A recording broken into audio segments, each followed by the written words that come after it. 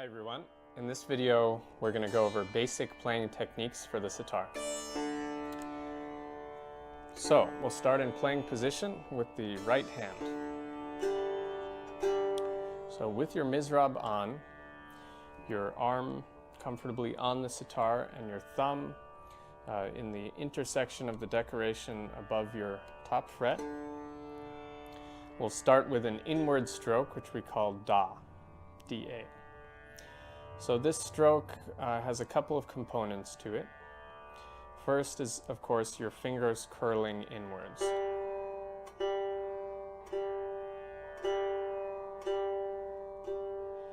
And the second component of the stroke is lifting your palm from your wrist.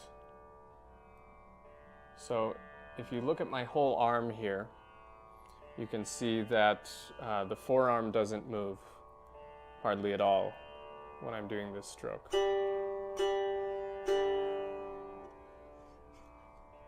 So if your wrist is loose and relaxed, you should see that the stroke looks like this. If you tense your wrist and use your forearm, it'll come out like this, which is not good. So to review, we have the fingers curling in and your palm lifting up. Another way to think about it is to imagine a string tied to your index finger knuckle, lifting your hand straight up.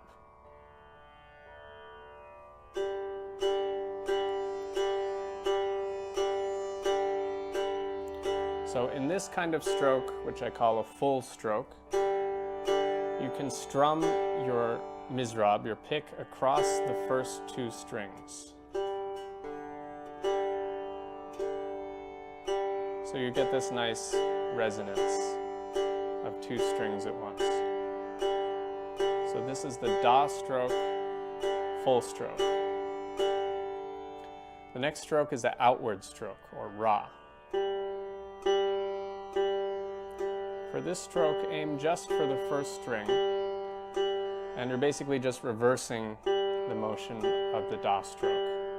So your fingers are extending outwards, and your palm, your hand, is dropping down like this.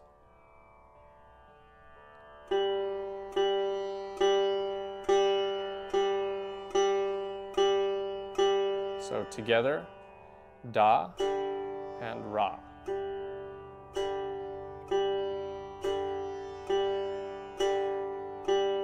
You can also practice just a string of da strokes and a string of ra strokes. Okay, the third stroke we'll do is Chikari. So Chikari refer to these three strings on the top of the top row of strings.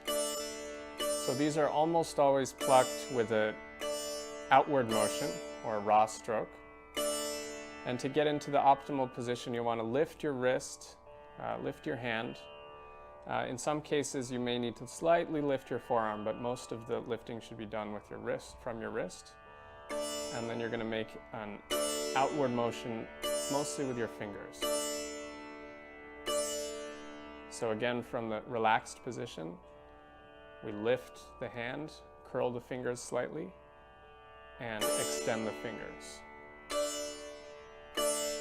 So depending on the angle that you hit the Chikari, you can change the tone. You can get more of the high strings or more of the low strings. All right, so let's work on left hand techniques now. So the basic position for the left hand, first of all, is that you're not supporting the instrument with your left hand. It should be supported completely with your arm, your foot, and your thigh or knee. So you're going to contact the string with your index finger sort of halfway between the pad and the tip of your finger. So over time you develop a callus like this, and you can see that it's neither directly on the tip nor on the pad of the finger, sort of halfway in between. And then you want to situate your thumb on the back of the instrument such that you have a little space near the webbing of your thumb. And most importantly, you have a gentle curvature to your index finger, like so.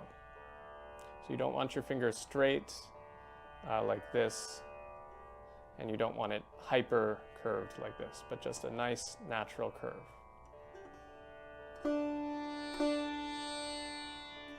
And the final point for the left hand is that the thumb is always going to be behind the index finger. In the beginning, it's tempting to want to look at your finger a lot to check the position.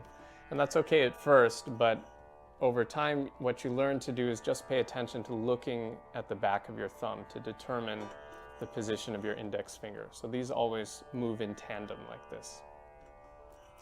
A good practice technique for these basic techniques is to do it in front of a mirror, especially with the right hand.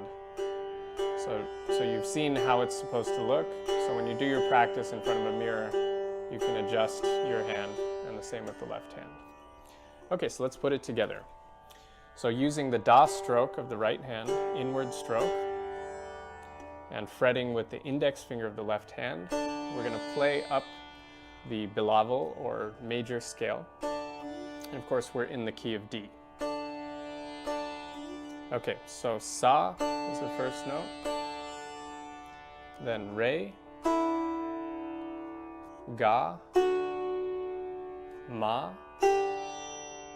Pa, Dha,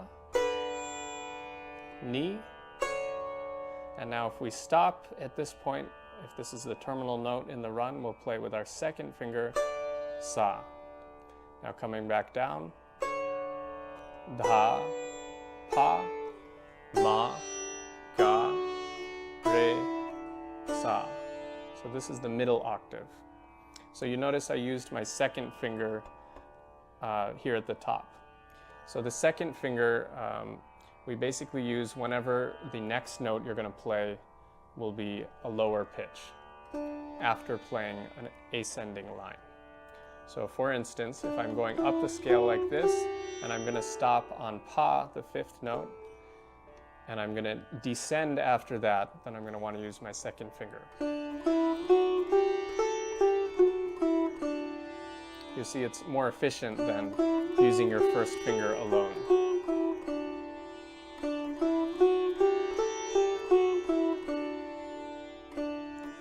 Okay, so let's do the low octave now.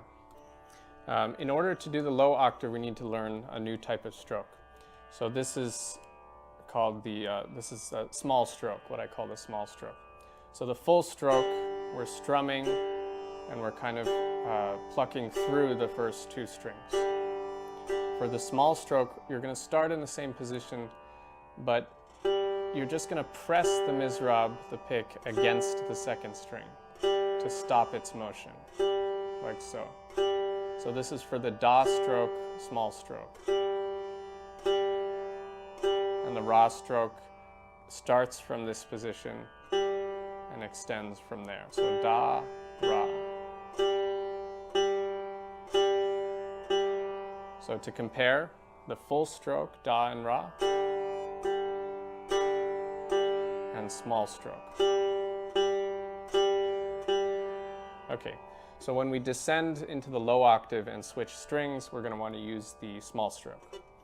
Okay, so starting from Sa, we'll descend now, Ni, Dha, Pa, Ma is open.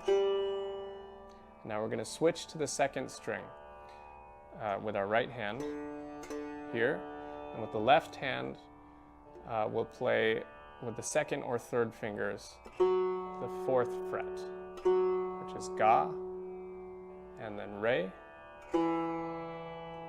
and open Sa. So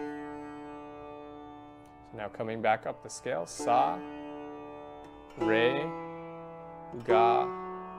Now switch strings to the first string, open Ma, Pa, Dha, Ni, Sa.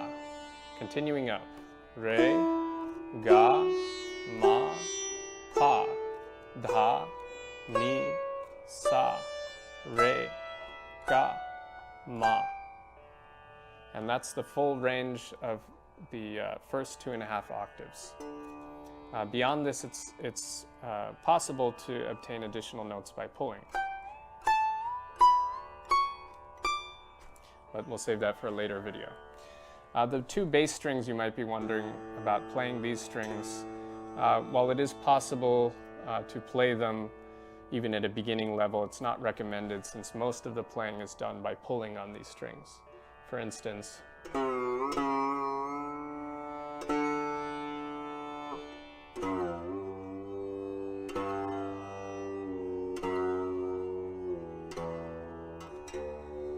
the bass strings are not typically set up such that you can play the frets beyond a couple of frets.